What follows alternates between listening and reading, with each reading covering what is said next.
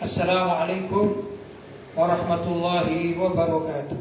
Waalaikumsalam warahmatullahi wabarakatuh.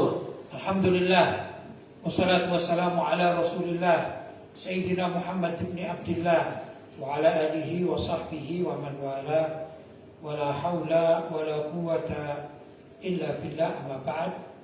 Ikhwani rahimakumullah, para pemirsa di mana saja berada, alhamdulillah malam hari ini kita masih diberi kesehatan oleh Allah sehingga bisa mengamalkan segala macam yang diperintahkan oleh Allah pada bulan suci Ramadan.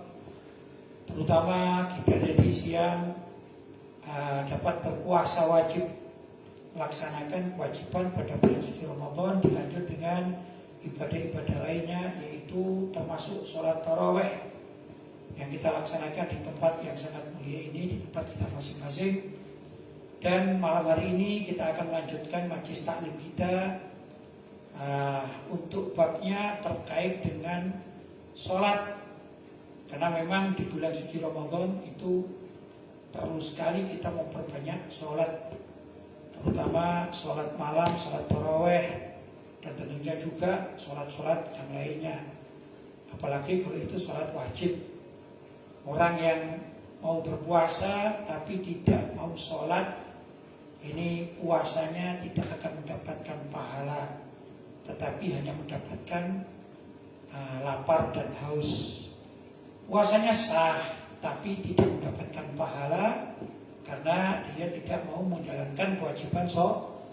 Maka yang akan sempurna puasa itu bila mana orang yang melaksanakan puasa pada bulan suci Ramadan juga tentunya melaksanakan kewajiban sholat fardu 5 waktu, agar puasanya mendapatkan keberkahan yang sangat luar biasa, pahalanya berlipat ganda. Juga adalah melaksanakan sholat sunnah. Untuk itu mari kita malam hari ini berbicara sedikit tentang sholat.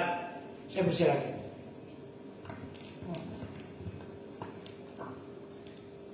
Bismillahirrahmanirrahim. Sholat dan rahasianya. Sholat adalah tiang agama. Barang siapa mendirikan sholat, maka ia telah menjaga agamanya. Dan barang siapa meninggalkan sholat, sungguh ia telah menghancurkan agamanya. Sholat itu adalah kebutuhan primer bagi umat Islam yang imannya kuat. Ya, sholat dikatakan tiang agama. Orang yang melaksanakan sholat rutin, kontinu, istiqomah 5 waktu tanpa pernah meninggalkannya, bahkan tatkala dia sakit yang parah, kemudian dia tidak bisa berbuat apa-apa secara jismiyah, hanya akalnya saja masih bermain, masih bisa berpikir, maka dia wajib melaksanakan sholat. Bila mana dia ini sholat, termasuk sholatnya itu hormat waktu saja, karena memang tidak bisa bergerak seperti orang lumpuh atau orang yang memang sakit renta, tapi dia akalnya masih berjalan, maka dia berkewajiban sholat. Orang yang sholat semacam demikian sampai dalam kondisi darurat, maka keimanannya adalah keimanan yang sempurna. Berbeda dengan orang yang meringankan masalah sholat. Jangankan sakit, hari-hari biasa merasa capek saja tidak sholat, naudzubillah min dzalik. Ini termasuk orang yang sesungguhnya telah menghancurkan keyakinan agamanya.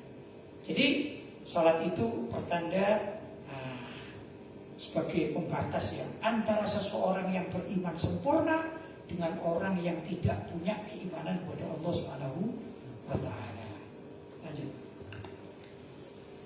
Maksudnya, jika orang yang imannya kuat itu menemukan suatu kondisi yang menyebabkan ia tidak dapat melaksanakan sholat dengan sempurna, maka batinnya merasa tersiksa, seakan-akan ada kebutuhan primer bagi kondisi tubuhnya yang belum terpenuhi. Sholat ini kalau bagi orang beriman, ya, artinya imannya kuat maksudnya, maka dia ini akan memerlukan sholat itu. Bila mana dia tidak sholat, ada sesuatu yang hilang pada dirinya, yang tidak nyaman. Mungkin barangkali dalam kehidupan kesehariannya, walaupun tidak saya samakan, tapi mengibaratkan sholat itu ibarat makan. Kalau kita terbiasa makan 3 hari dalam sehari atau 3 kali dalam sehari, kita makannya sarapan itu pagi, sebut saja lah pagi jam 7 misalnya, kemudian siang sebut saja jam 12, kemudian malam sebut saja jam 7 misalnya, jam 7, jam 12, jam 7 lagi. Tiap hari rutin seperti itu. Nah suatu saat kita ini tidak makan, entah itu paginya, entah itu siangnya, entah itu malamnya, atau 3 hari, atau 3 kali dalam sehari tidak makan. Pasti apa yang terjadi? Ada rasa yang menyebabkan kita ini butuh pada makanan tersebut. Begitu ya. Ini namanya kebutuhan yang primer, makan di dalam kehidupan manusia. Nah, di dalam kehidupan jiwa seseorang muslim yang benar, maka sholat pun akan seperti itu. Orang yang benar-benar beriman akan mewajibkan dirinya untuk melaksanakan sholat subuh tepat pada waktunya, zuhur juga tepat pada waktunya, asar tepat pada waktunya, maghrib demikian juga, dan isya 5 kali dalam sehari. Orang yang benar-benar hatinya ini terpaut atau terpatri pada kehidupan akhirat, maka tatkala dia meninggalkan salah satu waktu saja dalam sholat itu, entah subuhnya telat misalnya, atau bahkan tidak sholat, atau subuhnya sholat tapi zuhurnya lepas, mungkin karena dia bekerja, demikian juga asar, atau maghrib, demikian isya juga. Pokoknya ada salah satu waktu dia tidak sholat, maka ada satu hal yang merasa hilang pada dirinya. Karena apa? Dianggap sholat itu adalah kebutuhan primer bagi setiap orang yang jiwanya beriman dengan sempurna kepada Allah Subhanahu wa Ta'ala. Tentu banyak sekali rahasia yang tersembunyi di balik pelaksanaan sholat yang istiqomah. Di antaranya adalah mendapatkan ketenangan dan ketentraman hati bagi pelakunya. Jika suatu saat ia tidak mampu melaksanakan sholat karena suatu hal, maka hatinya akan menjadi risau dan dirinya akan merasa galau. Ya, itu rahasia bagi orang istiqomah ya. Bagaimana juga saya terangkan tadi, orang yang kebetulan dalam kesehariannya itu tiba-tiba yang semula istiqomah tiba-tiba tidak mampu melaksanakan sholat karena suatu sebab. Apa yang akan dirasakan? Risau, galau, merasa ada sesuatu yang hilang pada dirinya. Itu pasti. Tapi orang yang sekedar saja mengatakan atau meletakkan sholat itu tidak penting, maka jangankan sekali, mungkin seumur hidup dia tidak sholat pun tidak akan merasa apa-apa, karena tidak ada tersentuh dalam hatinya untuk beribadah kepada Allah SWT. Tapi ingat, kelak di akhirat orang yang tidak sholat, apalagi tidak pernah dia ini mengindahkan waktu sholat, atau sholat itu diabaikan atau dianggap sesuatu yang ringan, besok di akhirat berat siksaannya. Tapi orang yang cinta kepada sholat dan menjadikan sholat sebagai obat, dawa dalam kehidupannya, tidak mungkin orang ini merasa tidak sholat sama sekali, pasti akan sakit kalau tidak sholat. Ini termasuk orang yang sangat luar biasa, dan kelak di akhirat akan mendapatkan keberkahan, kehidupan yang tentram, nyaman, damai, terutama tatkala menghadap Allah Subhanahu wa Ta'ala. Rasulullah Shallallahu Alaihi Wasallam bersabda, apabila seorang hamba berdiri dalam sholatnya, maka ditaburkan di atas kepalanya kebajikan hingga ia ruku. Apabila ia ruku, maka ia diselimuti oleh rahmat Allah hingga sujud. Orang yang bersujud dalam sholatnya berarti ia sedang sujud di hadapan Allah Ta'ala. Karena itu hendaknya ia meminta dan mendekatkan diri kepadanya. Hadis ini diriwayatkan oleh Sayyiduna Abu Sa'id bin Mansur melalui Sayyiduna Abu Ammar secara mursal, namun tetap dapat dipergunakan sebagai dalil untuk urusan fadhailul a'mal atau keutamaan amal baik. Ya, jadi yang dikatakan kebutuhan primer dalam sholat itu adalah karena orang yang sholat itu membutuhkan dirinya berhubungan dengan Allah Subhanahu wa Ta'ala sebagai Al-Khaliq, atau penciptanya. Dia merasa rindu kepada penciptanya. Perlu diketahui bahwa orang yang merasa rindu pada penciptanya ini berarti dia rindu untuk hidup pulang kampung ke surga, di mana Nabi Adam alaihissalam sebagai Abul Bashar, ayahnya segala manusia itu dulu diciptakan di surga. Dan saat Nabi Adam alaihissalam berada di surga di awal pertama kali diciptakan, maka tentu Nabi Adam sangat dekat kepada Allah Subhanahu wa ta'ala. Karena itu kalau orang beriman menjadikan sholat sebagai hal yang sangat dibutuhkan, berarti dia ini rindu untuk pulang kampung, maksudnya adalah pulang ke surga. Nabi Muhammad SAW kalau diperintahkan untuk sholat itu bukan sembarangan ya, tapi Nabi Muhammad perlu dipanggil dalam peristiwa Isra dan Mi'raj hanya untuk apa? Mendapatkan perintah sholat. Kalau Nabi Muhammad Isra dan Mi'raj itu mendapatkan perintah sholat, bagaimana dengan kita? Maka dikatakan oleh para ulama bahwasanya as-sholatu mi'rajul mu'min. Orang yang sholat itu atau sholat itu sendiri termasuk dari mi'rajnya setiap orang yang beriman kepada Allah Subhanahu wa ta'ala. Jadikan sholat sebagai mi'raj kita untuk menghadap Allah Subhanahu wa ta'ala. Dalam hadis lain disebutkan bahwa sholat itu adalah mi'rajnya orang mukmin. Karena itu, bila mana seorang hamba melakukan sholatnya, maka rahmat dan kebajikan dari Allah diturunkan kepadanya dan meliputi seluruh tubuhnya. Ini yang tadi saya katakan. Itu tentu orang yang merasa ada keterkaitan dan keterikatan antara dirinya dengan Allah Subhanahu wa ta'ala. Orang tersebut rindu kepada Allah Subhanahu wa ta'ala. Maka salah satu dari cara untuk bertemu Allah dalam kehidupannya tiada lain adalah di dalam sholat. Sholatnya itulah yang dikatakan mi'raj. Maksudnya jiwanya itu terbang melayang sampai ke tempat yang dia bisa berkomunikasi dengan Allah SWT. Itu jiwanya. Begitu. Tapi kalau orang tidak merasakan sholat sebagai suatu kebutuhan primer, itu melayang-layang kemana-mana jiwanya, tidak tertentu arah. Ya.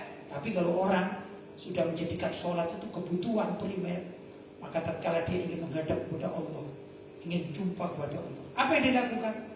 Yaitu memperbaiki sholatnya. Begitu kurang lebih. Demikian juga bahwa saat-saat yang paling dekat bagi seorang hamba terhadap Tuhannya ialah sewaktu ia sedang bersujud. Bila mana seorang sedang sholat, berarti ia sedang bermunajat kepada Allah dan ia sedang berada di dekatnya. Dan lebih dekat lagi sewaktu ia dalam keadaan bersujud. Kedekatan seorang hamba kepada Allah dikatakan tatkala dia ini sedang dalam keadaan sujud. Itu bukan dekat dalam arti jarak yang bisa digaris dengan meteran, bukan, tapi kedekatan jiwa. Ya, daripada jiwanya melayang kemana-mana, maka jiwa tersebut diarahkan untuk terus mengikuti perintah Allah, merasa dekat dengan Allah Subhanahu wa ta'ala. Kapan itu waktunya? Terutama tatkala orang itu sholat. Apakah dalam semua gerakan sholat? Iya, gerakan sholat itu bisa mendekatkan seseorang kepada Allah. Tapi paling yang dibutuhkan untuk merasa dekat kepada Allah SWT adalah tatkala seorang hamba itu sedang dalam keadaan sujud. Begitu. Ini luar biasa ya. Ini rahasia sholat. Tatkala kita sering sujud kepada Allah SWT, maka jiwa kita akan merasa dekat. Karena Allah SWT itu hakikatnya adalah sangat dekat, bahkan lebih dekat daripada urat nadi. Itu maksudnya bukan kedekatan jarak, bukan. Tapi perasaan kita bisa dekat dengan Allah dan Allah memperhatikan kita. Tatkala kita datang pada Allah, di dalam hadis katakan, andai kata kita datang pada Allah dalam keadaan berjalan, maka sesungguhnya Allah mendatangi kita dalam keadaan berlari. Itu maksudnya Allah bersegera untuk menerima rasa dekat kita. Atau kita merasa rindu kepada Allah, maka Allah pun demikian kepada kita. Kita memberikan rasa kerinduan kita, misalnya saja 10 derajat, maka Allah 2 kali lipat akan memberikan kepada kita 20 derajat. Demikian dan seterusnya. Ini pengibaratan bagi seorang hamba yang sedang atau senang bersujud kepada Allah SWT, senang berdekatkan diri kepada Allah SWT. Itulah. Kapan itu terjadi? Ya adalah di dalam sholat. Karena itu, ayo kita perbaiki sholat kita. Maka di saat sujud itu, hendaklah orang Islam yang sedang sholat banyak berdoa kepada Allah demi kebaikan dirinya, baik di dunia, terlebih kebaikan di akhirat nanti. Maklum, kita doa di mana saja boleh, asalkan di tempat-tempat yang baik. Kita doa dan mohon kepada Allah. Dan insya Allah doa kita ini akan selalu didengarkan oleh Allah SWT kalau itu betul-betul ikhlas dari kita, dari diri kita, dari hati kita. Tapi paling luar biasa kalau kita ini berdoa kepada Allah dalam keadaan sujud. Jadi waktu sujud itu perbanyak doa kita kepada Allah. Kalau ada yang bertanya, gimana kita jadi makmum sedangkan imamnya sholatnya standar gerakannya? Nah, boleh juga tatkala kita sholat sunnah sendirian, begitu kita sujud, perpanjang sujud kita, mohon kepada Allah. Disitulah letak hati kita dekat dengan Allah dan doa kita akan didengarkan oleh Allah SWT. Banyak di kalangan masyarakat yang saat ini menjadi bingung dalam menjalankan syariat Islam secara baik dan benar. Hal ini karena dipengaruhi adanya aliran-aliran yang baru bermunculan dengan membawa pemahaman baru pula, sehingga mau tidak mau akan berdampak kepada kemapanan amaliyah warga Indonesia mainstream selama ini. Terlebih tampilan-tampilan para pendatang baru itu dirasa cukup menarik dibandingkan warisan ajaran yang sudah lama berkembang di Indonesia. Bahkan ajaran Islam yang diajarkan oleh para wali songo itu dikonotasikan sebagai ajaran yang kadaluarsa maupun barang kuno yang sudah waktunya diganti dengan ajaran baru. Maksudnya ini tentang sholat ya. Kita yang diajari oleh para ulama-ulama kita terdahulu, kiai-kiai kita, orang tua kita, dengan metode sholat yang mengikuti mazhab Syafi'i, karena kita orang Indonesia, ya. Dalam mazhab Syafi'i misalnya, kita kalau sholat selalu menggunakan bacaan basmalah pada setiap awal surat, termasuk surat Al-Fatihah atau juga surat sunnah yang lainnya. Misalnya takbir, Allahu Akbar, gitu ya. Kemudian kita membaca Bismillahirrahmanirrahim, kan begitu. Alhamdulillahirrabbilalamin, Ar-Rahmanirrahim, dan seterusnya. Bacaan basmalah itu diikutkan dalam urusan sholat, ya. Tatkala kita diwajibkan baca surat Al-Fatihah. Begitu. Ini adalah ajaran kita, nenek moyang kita. Bahkan kalau kita mengetahui Indonesia ini tatkala sebelum datang Wali Songo ini belum beragama Islam, kemudian datanglah para Wali Songo dan juga para dai-dai yang lainnya mengajarkan Islam ala madhab Imam Syafi'i. Nah, ini berjalan sampai hari ini, alhamdulillah, di masjid-masjid kita di mana saja ya, di rumah tangga kita. Tapi kadang-kadang ada satu kelompok baru yang dia ini mengajarkan atau mempraktikkan sholat tidak sesama dengan apa yang kita laksanakan di Indonesia sini. Misalnya saja, kan tidak dikenal ini mazhab lain di Indonesia. Dulunya tidak dikenal.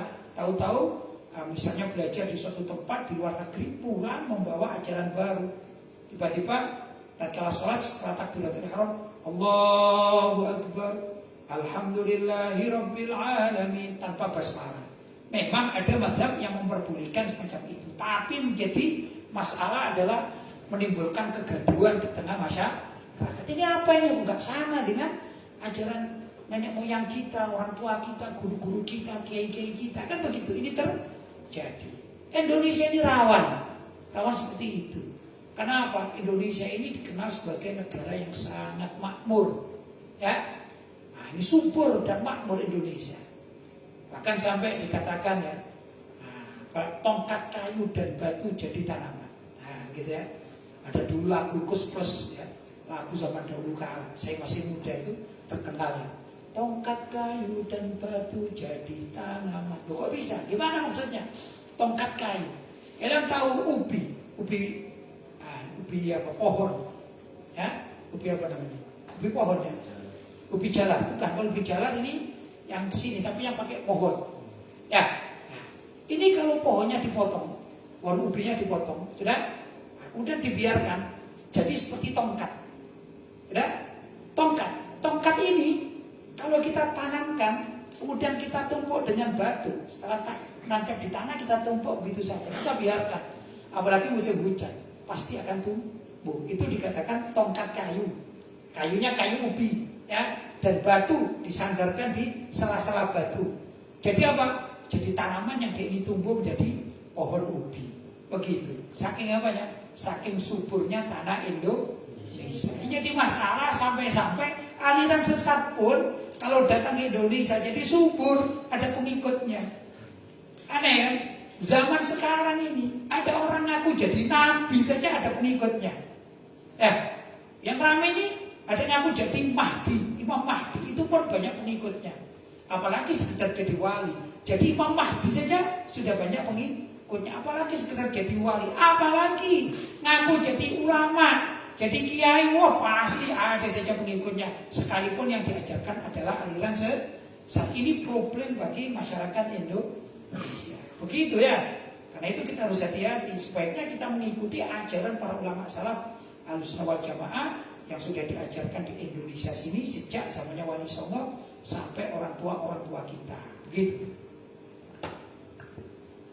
Runyamnya, sebagian kaum awam dari kalangan warga mainstream pun tiba-tiba merasa tertarik mengikuti ajaran yang dianggap baru karena datangnya dari para pendatang baru pula. Padahal seharusnya dalam urusan bersyariat maka ajaran yang lama itu jauh lebih afdol untuk diamalkan oleh umat Islam di zaman akhir ini. Ya, maksud saya kalau kita mendapati ajaran sholat atau apa saja ya yang tidak sama dengan ajaran orang tua kita, guru-guru kita, ulama-ulama kita, ya nggak usah diikuti. Kita ikut aja jalur orang tua kita, guru kita, ya kiai kita, ulama-ulama kita sampai kepada siapa?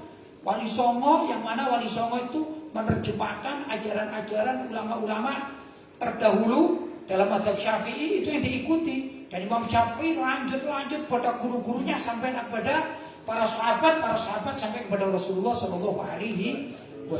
Walaupun ada jalur lain seperti mazhab Hanafi, mazhab Maliki, mazhab Hambali, ya. Tapi karena kita di Indonesia, maka tiga mazhab ini boleh dipelajari, namun pengamalannya kita tetap dalam mengamalkan mazhab Syafi'i. Itu warisan budaya, itu yang harus kita lestarikan agar kita tidak salah di dalam melangkah. Kita bermazhab Syafi'i belum tuntas. Diajarkan itu dalam kitab fikih kadang-kadang belum tuntas. Tapi karena kita ini ingin iseng, akhirnya nengok mazhab-mazhab yang lain sehingga kita mentah di dalam mempelajari ilmu syariat tersebut. Lanjut. Penanya, Assalamualaikum warahmatullahi wabarakatuh, Kiai. Bagaimana sikap kita jika sholat di sebuah masjid, namun imamnya tidak membaca basmalah di awal surat Al-Fatihah? Syukron. Lanjut. Penulis, ikut pendapat yang memperbolehkan saja, jadi sholatnya tetap sah. Namun jika bisa memilih imam yang jelas-jelas membaca basmalah, maka jauh akan lebih utama atau baik, karena tidak menimbulkan keraguan dalam hati.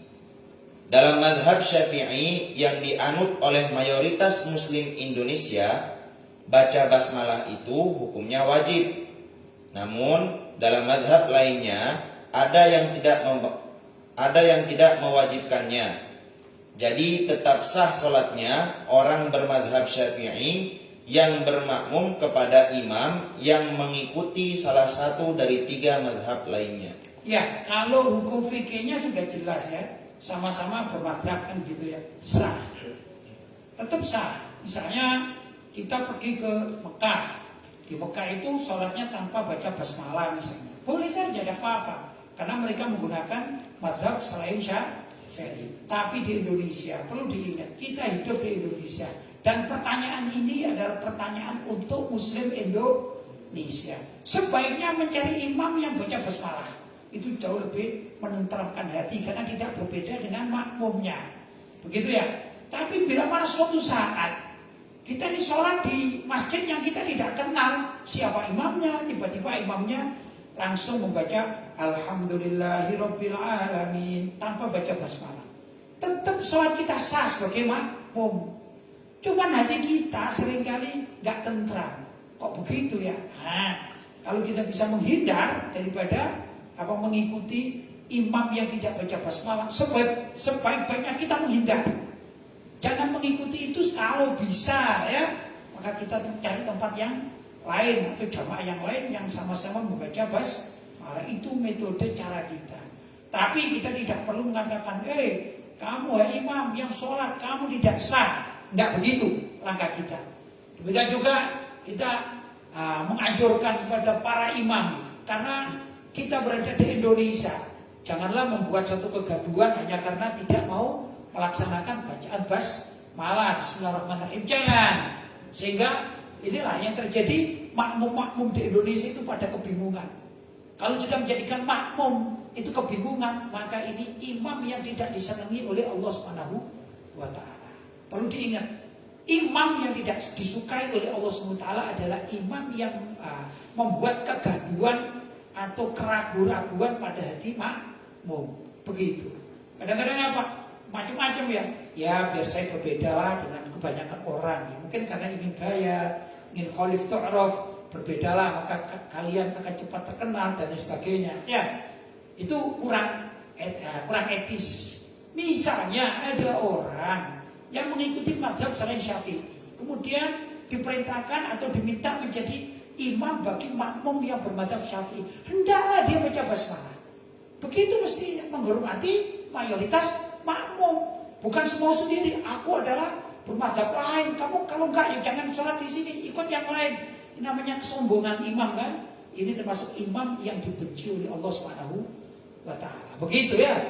Nah, karena itu hendaklah kalau kita hidup di Indonesia, semua saya anjurkan, saya harapkan kepada seluruh imam, mazhab apapun yang kalian ikuti, kalau menjadi makmum di tempat umum, hendaklah baca basmalah di dalam sholat kalian. Ya, agar apa?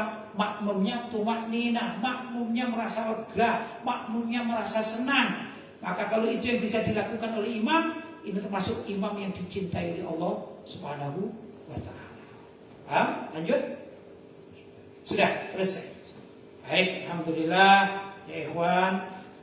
Pada kesempatan hari ini kita sudah menyelesaikan tema atau artikel bertema sholat dan rahasianya.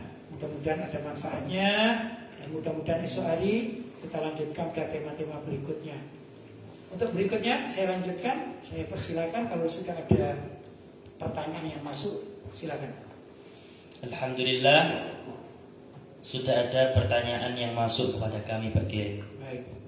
Langsung saja saya bacakan pertanyaannya. Assalamualaikum warahmatullahi wabarakatuh. Waalaikumsalam warahmatullahi wabarakatuh. Pak Kiai, di surat At-Taubah kan tidak ada basmalah. Di surat Taubah kan tidak ada surat basmalah gitu. Ulang. Di surat Taubah kan tidak ada basmalah. Kalau sedang dalam sholat kita baca surat At-Taubah di pertengahan ayat, baca basmalah atau tidak? Mohon penjelasannya, jazakallah khairan katsira. Surat At-Taubah itu pertama menurut para ulama ada dua pendapat untuk mengawali surat Taubah. Ya, pada ayat pertama. Saya katakan pada ayat pertama ada dua pendapat. Pendapat pertama ada ulama yang mengatakan seperti Imam Ibnu Hajar mengatakan haram seorang membaca surat At-Taubah pada awal ayat pertama itu dengan basmalah, Bismillahirrahmanirrahim, Baro'atun, itu haram. Ya, salah satu dari imam yaitu Imam Ibnu Hajar mengatakan demikian. Tapi Imam Romli mengatakan makruh, bukan haram, tapi makruh. Dan ini baik larangan haram atau larangan makruh itu hanya pada surat pertama atau ayat pertama surat At-Taubah. Begitu. Kenapa? Alasannya begini.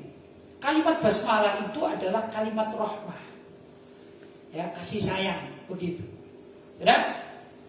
Jadi kalau orang membaca basmalah semua surat itu karena isi suratnya adalah mayoritas tentang rahmat Allah pada manusia, termasuk kepada umat Islam. Sedangkan surat At-Taubah ini adalah surat peperangan. Jadi di awal surat ini surat peperangan.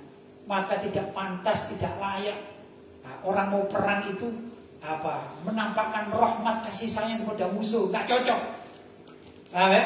Dari sinilah ulama mengatakan bahwa dilarang seseorang membaca surat Taubah atau Baro'ah itu dengan mengucapkan Bismillahirrahmanirrahim. Tidak pas, tidak layak. Ini pada awal surat itu ayat pertama.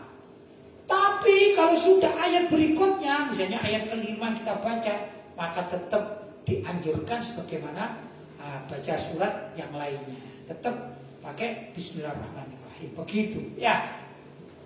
Nah, jadi pertanyaannya bagaimana kalau kita dalam sholat kemudian di tengah-tengah ayatnya, maka tetap dianjurkan atau disunnahkan membaca membaca basmalah atau Bismillahirrahmanirrahim. Begitu ya. Kalau sudah pertengahan, tapi di awal ayat jangan. Jelas? Ada dua pendapat, ada yang mengharamkan, ada yang memakruhkan. Paham? Baik, lanjut. Pertanyaan selanjutnya, Assalamualaikum warahmatullahi wabarakatuh, Pak Kiai. Apakah tanah wakaf itu bisa ditukarkan dengan tanah lain? Apakah tanah wakaf itu bisa ditukarkan dengan tanah lain? Sekarang kita misalkan wakafnya untuk apa? Saya wakaf untuk apa? Masjid? Baik, kita putusin dulu biar tidak kemana-mana ya. Ada orang wakaf tanah. Ini misalnya tanah. Saya wakaf lillahi ta'ala, tanah saya ini untuk masjid. Kalimat untuk masjid ditentukan untuk masjid oleh pewakifnya. Sudah? Maka tanah ini setelah orang yang berwakaf atau wakif mengatakan waqaftu lillah, maka ini tanah menjadi milik Allah, bukan milik seseorang. Karena menjadi milik Allah, maka tidak bisa Allah diwakili untuk dijual belikan, tidak bisa, ditukarkan tidak bisa. Namanya sudah milik Allah. Karena itu dikatakan waqaftu lillah, aku wakafkan, aku berikan kepada Allah. Sudah menjadi hak Allah, maka harus diperuntukkan sebagaimana niat dan ucapan pewakifnya. Sudah, tidak bisa diapa-apakan. Demikian juga kalau ada wakaf untuk pesantren namanya. Ya, wakaf tu lillahi ta'ala, aku mewakafkan ardi tanahku ini ya, lil ma'had, untuk pesantren lillahi ta'ala, kata Allah Ta'ala. Maka sesungguhnya ya, baik pengasuh pesantrennya itu tidak bisa menjual belikan ini, menukarkan tidak bisa ya, karena ini wakaf untuk Allah SWT, milik Allah SWT, tapi harus digunakan untuk pesantren. Maka pengasuh pesantren, pemilik pesantren maksudnya ya, atau para santrinya itu hanya istilahnya hak guna pakai. Hak guna pakai, tidak boleh menjualnya, mengaku itu miliknya, tidak boleh. Karena hukumnya wakaf. Setiap wakaf maka dihukumi adalah milik Allah Subhanahu wa ta'ala. Beda dengan hibah. Kalau hibah misalnya di tanah ya. Saya punya tanah ini saya hibahkan kepada pemilik pesantren. Saya hibahkan, maksudnya saya berikan ini kepadamu wahai pengasuh pesantren Kiai Fulan bin Fulan, hibah. Bukan wakaf. Diterima oleh pengasuh pesantren, ya. Maka pengasuh pesantren tersebut berhak untuk menjualnya bila mana ada masalah dengan tanah ini, misalnya ada tukar guling misalnya, lebih yang strategis, maka ini boleh dijual. Karena apa? Bukan wakaf, ini hibah. Begitu ya. Kalau wakaf beda sudah. Wakaf ya itu sudah menjadi milik Allah SWT, tidak bisa diapa-apakan kecuali sesuai dengan diperuntukkan untuk apa yang sudah diikrarkan oleh pemilik kan. Nah, begitu ya. Nah, karena itu saya pribadi lebih senang memilih hibah karena saya pengasuh pesantren. Kalau saya diberi kuasa orang untuk apa istilahnya mengelola tanah untuk pesantren, kalau wakaf biasanya saya salurkan kepada orang-orang lain, kepada tokoh-tokoh ulama-ulama lain, karena saya pribadi kurang berminat mengurusi tanah wakaf, gitu ya. Nah, kalau untuk pesantren, maka kalau ada orang yang hibah pada saya dan ada orang yang hibah pada saya, ya sudah saya terima dan itu bisa dikatakan hak milik saya, akan saya manfaatkan untuk kepentingan pesantren. Bila mana tanah itu bermasalah, maka saya berhak untuk menjualnya, namanya tukar guling. Tukar guling itu diberikan tanah di tempat lain yang sekira lebih strategis untuk kepentingan pesantren, begitu. Itu yang selalu saya pilih. Ya, paham ya? Ada wakaf, ada hibah, begitu ya. Kalau wakaf sudah tidak bisa ditukar tambahkan, tidak bisa, karena itu adalah milik Allah dan kita ini bukan wakil Allah di muka bumi, bebas menjual atau mentasarrufkan pada yang lain, enggak. Kalau sudah pewakifnya, pemberi wakaf itu mengatakan ini untuk kantor ya harus untuk kantor, ini untuk musola ya harus musola, ini untuk masjid ya harus masjid, ini untuk pesantren ya harus untuk pesantren, karena atas nama Allah, begitu. Paham? Ada lagi Mas Yan? Sudah selesai. Sudah selesai. Baik, alhamdulillah kajian kita malam hari ini sudah tuntas. Mudah-mudahan apa yang saya sampaikan tadi ada manfaatnya, walaupun sedikit masih bisa memberikan wacana kepada kita semua. Tentunya harapan kita di bulan suci Ramadan kita tetap dicatat sebagai orang yang ahli hadir majelis taklim atau thalibul ilmi, ya. Agar apa? Agar kelak tatkala kita meninggal dunia kita tetap dicatat oleh Allah SWT sebagai orang yang aktif mencari ilmu agama atau sahibu majlisil ilmi, ya. Kita termasuk anggota majelis taklim. Majelis taklim apa saja yang penting ajarannya baik, ajarannya mengarah kepada penerapan syariat yang diturunkan oleh Allah kepada umat Islam, itu adalah sangat baik, begitu ya. Mudah-mudahan majelis kita yang semacam demikian ini tidak banyak dicampuri dengan canda gurau yang menghilangkan marwah majelis taklim, jangan ya, kalau bisa. Tapi kita boleh tersenyum, boleh kita tertawa, tapi tidak menghilangkan marwah kehormatan majelis taklim tersebut, sehingga kita benar-benar termasuk orang yang tercatat sebagai orang yang menghormati majelis taklim. Mudah-mudahan itu kita dapatkan, Allahumma amin. Para pemirsa yang dirahmati oleh Allah, barangkali itu dapat saya sampaikan, mudah-mudahan ada manfaatnya. Hadza ma aqulu lakum wal 'afu minkum, wassalamualaikum warahmatullahi wabarakatuh. Waalaikumsalam warahmatullahi wabarakatuh.